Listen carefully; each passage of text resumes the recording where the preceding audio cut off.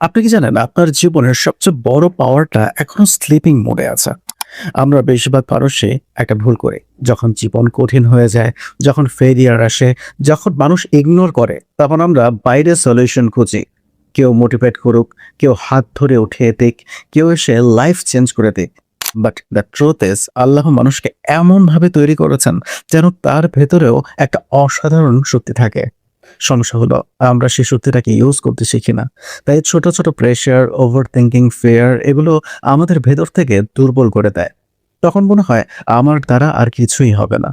কিন্তু একবার চিন্তা করে দেখুন, আপনার জীবনের হার্ডেস্ট মোমেন্টগুলোতে শেষ পর্যন্ত কে ডিসিশন নিয়েছিল? কে আবার উঠে দাঁড়িয়েছিল? আপনি নিজেই। কারণ আপনার ভেতর এমন একটা ক্ষমতা আছে যেটা স্ট্রাগলের মধ্যেও পথ খুঁজে নিতে পারে। আর এখানেই প্রবলেম সলভিং শুরু হয়। যখন আপনি কমপ্লেইন কমিয়ে অ্যাকশন বাড়ান, যখন আপনি বলেন, "হ্যাঁ, সিচুয়েশন কঠিন but I will try again." Believe me, life instantly change হয় না, বাট ডিরেকশন চেঞ্জ হয়ে যায়।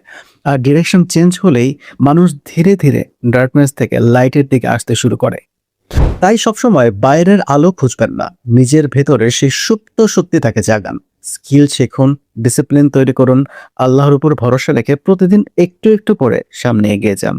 কারণ অনেক সময় সলিউশন বাইরে থাকে না, সলিউশন শুরু হয় আপনার মাইন্ডসেট চেঞ্জ হওয়ার মাধ্যমে।